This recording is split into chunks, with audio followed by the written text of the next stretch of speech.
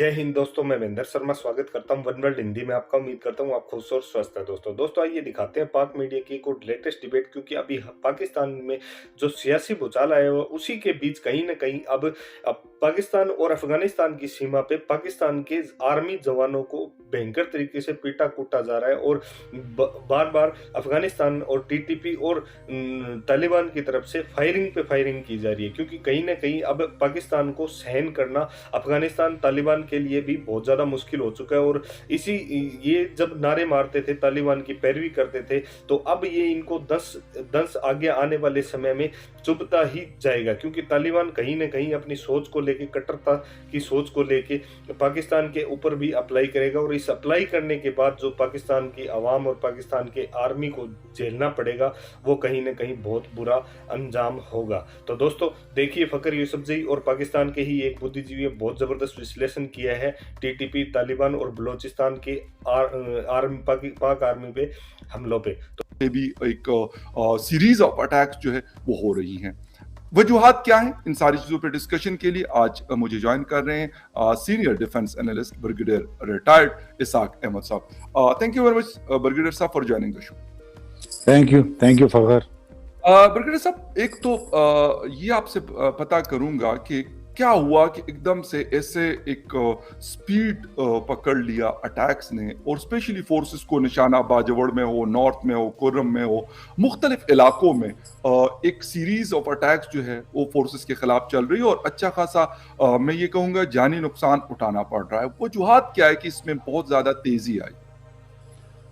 Thank you फखर। बिल्कुल आपकी बात बजा है। अच्छा खासा कंट्रोल था उस वक्त तक, जब तक कि अफगानिस्तान में गनी साहब की हुकूमत थी या अमेरिकन वहाँ पर थे, तो उस वक्त चीज़ें थोड़ी सी बेहतर चल रही थी। हमारे वो इक्का दुक्का वाक़यात होते थे, इतने ज़्यादा सीरियस नहीं होते थे। लेकिन जब से अफगानिस्तान में नई हुकूमत आई है, तालिबान की हुकूमत आई है, उसके बाद हालात में थोड़ी सी अबतरी आई है, ख़राबी आई है, वाक़यात बढ़ गए हैं दोनों तरफ, बलूचिस्तान में भी और हमारे केपीके में भी, या जो हमारी बॉर्डर बेल्ट, या जिसको हम पुराना फाटा एरिया और अभी सेटल में आ गया उसमें।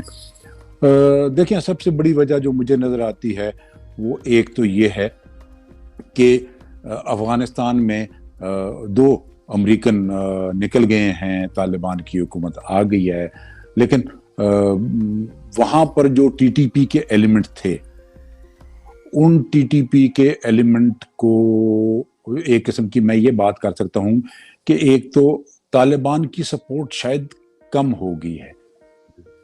शायद इसलिए मैं कह रहा हूँ कि अभी तक क्लैरिटी उन चीज़ों की जो मेरे पास है उसके हिसाब से तो उन्होंने उनको मना किया हुआ है शेख साहब ने, बल्कि ये जो इनके बड़े कुछ लीडर्स हैं, कुछ धड़े, एक तो वो सब हम सबको इल्म है टीटीपी के अच्छे खासे धड़े हैं, कुछ धड़ों ने तस्लीम कर लिया है शेख हैबत को अपने अमीर के तौर पर, और जब वो तस्लीम कर लेते हैं तो उसके बाद उनके लिए ये लाजिम हो जाती है कि वो अमीर के हर हुक्म को वो मानेंगे।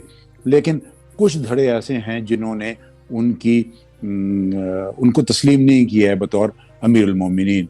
तो वो धड़े या उनके जो छोटे मोटे दूसरे वो इंडिविजुअल जिन्होंने उसको एक्सेप्ट नहीं किया है शेख हैबतुल्लाह को अपना अमीरुल मोमिनीन, वो धड़े अभी भी पाकिस्तान की तरफ काम कर रहे हैं और करते रहेंगे। एक ये। दूसरी बात यह है कि अमेरिकन जब थे तो इन लोगों के पास एक एनिमी था जिसके साथ ये लोग लड़ रहे थे। अफगान हुकूमत की फोर्सेस, अमेरिकन फोर्सेस, उनके खिलाफ तालिबान भी लड़ रहे थे, और तालिबान को टीटीपी कुछ हद तक सपोर्ट भी किया करती थी। अभी ये चीज़ें काफ़ी वाज़ेह हो चुकी हैं। तो एक कंबाइंड एनिमी था जो कि इस्तेमाल हो रहा था, और ये वही लोग हैं जिनकी ज़िंदगी सिर्फ एक ही होता है मकसद इनका, लड़ना, इनको और कोई चीज़ आती नहीं है।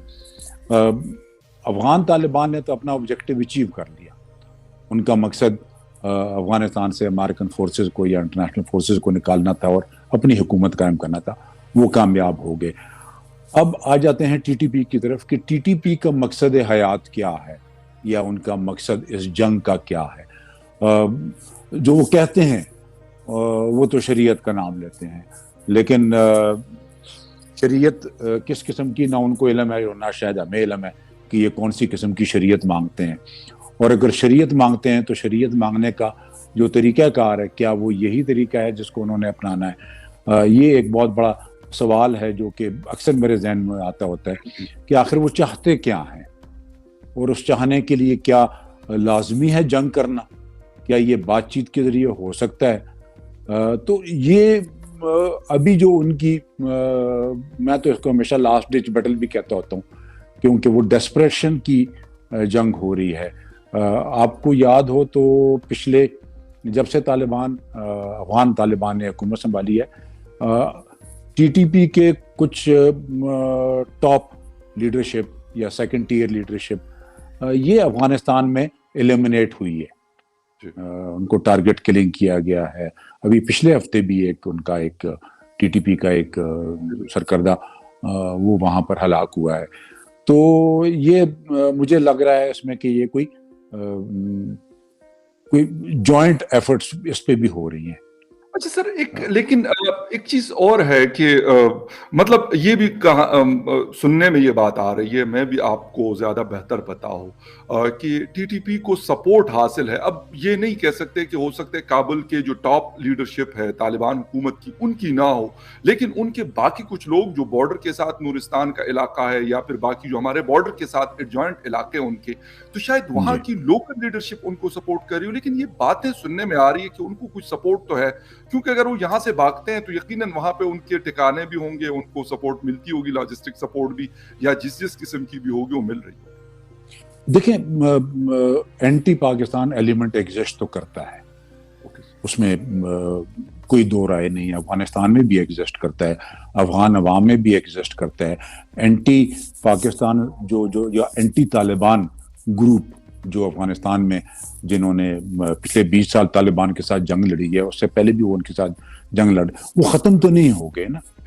اگر وہ ختم ہو چکے ہوتے یا انہوں نے تسلیم کر لیا ہوتا کہ ہم طالبان کی حکومت کو تسلیم کرتے ہیں، پاکستان نے بڑی ہماری مدد کی ہے، وہ چیزیں، اس چیزوں کو دیکھتے ہوئے اگر میں یہ کہوں کہ وہ ایلیمنٹ ابھی تک افغانستان میں ایگزسٹ کرتا ہے. ایک دوسرا ISI یہ بھی ایک ایلیمنٹ ہے جو افغانستان میں ایگزسٹ کرتا ہے. اور جس صوبے کا آپ نے نام لیا نورستان، کنڑ، یہ علاقہ ان کا ہمیشہ سے ان کا گڑ رہا ہے، اور اسی علاقے میں ٹی ٹی پی کی بھی پریزنس یا وہاں پر شیلٹر، یہ بھی ہم سب کے سامنے بات واضح ہے، یہ حقیقت ہے.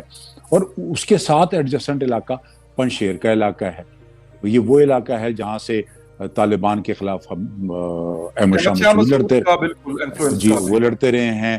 اس کے بعد امر اللہ صالح وہیں گئے تھے، احمد مسعود نے بھی وہیں سے ایک قسم کے جہاد کا اعلان کیا تھا، لیکن حال تو وہ ختم ہو چکا ہے وہاں پر اس طرح کا. لیکن وہ anti Taliban, anti Pakistan segment جو اس عوام کا ہے یا ان لوگوں کا ہے، وہ وہاں ایگزسٹ تو کرتا ہے. ایک چیز اس کو آپ کو دیکھنا پڑے گا. تو یہاں سے سپورٹ بیس مل سکتی ہے، not at behest of the government. ٹھیک ہے، حکومت کی طرف سے تو کوئی سپورٹ. اور دوسری بات یہ کہ افغان طالبان کی حکومت کتنی طاقتور ہے، کتنا ان کا کنٹرول ہے پورے افغانستان کے اوپر سیکورٹی پوائنٹ آف ویو سے. اس لیے لوگ کہتے ہیں کہ نہیں کنٹرول ہے. کنٹرول کو ہم کس طریقے سے دیکھتے ہیں، کیا چیز دیکھتے ہیں؟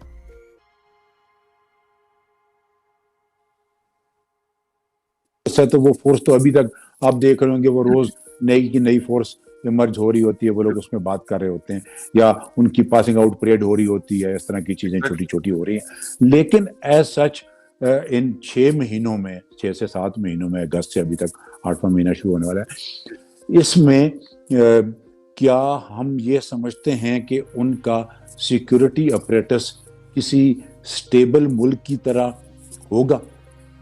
اگر میرا ذاتی خیال ہے نہیں ہونا چاہیے. اس لیے کہ اس کے لیے آپ کو لاکھوں کی تعداد میں سیکورٹی فورسز چاہیے.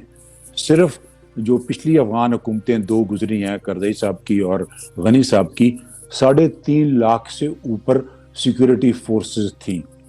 ANP، Afghan national army, ANA اور ان کی افغان نیشنل ایئر فورس، یہ 3-4 اور آف کورس نیشنل پولیس، یہ سارے مل کے 3.5 लाख से ऊपर थे। तो क्या हम समझते हैं या कि अफगानिस्तान में आज तालिबान के नीचे 3.5 लाख, चलें 3.5 लाख छोड़ें, 2.5 लाख भी छोड़ दें, 1.5 लाख पे आ जाएं, तो क्या 1.5 लाख के करीब उनका सिक्योरिटी अपरेटस है? मैं समझता हूँ नहीं, अभी नहीं हुआ।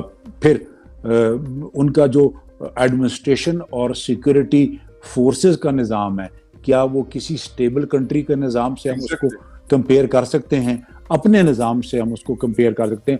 पाकिस्तान का तो बड़ा अच्छा निज़ाम है फिर भी। लेकिन सर ये बात आपकी बिल्कुल सही। जी जी। हाँ, तो मैं इसको एंड करते हुए कि इन दोनों फैक्टर्स को सामने रखते हुए अगर मैं कहूँ कि वहाँ पर टीटीपी के जो एलिमेंट हैं उनको लोकल सपोर्ट, जो वहाँ की आबादी है, एंटी सपोर्ट, और फिर उनके खिलाफ कौन ऑपरेशन करेगा और क्यों ऑपरेशन करेगा, इसलिए कि वो तो अपने मसाइल में डूबे हुए हैं। वो पश्तो में जो हम कहते हैं ना, अखपलो खिलो की डूबती, अपने पसीने में डूबे हुए हैं। तो वो मेरा काम तो बाद में करेंगे, पहले तो वो अपने आप को सेटल डाउन करने की कोशिश करेंगे।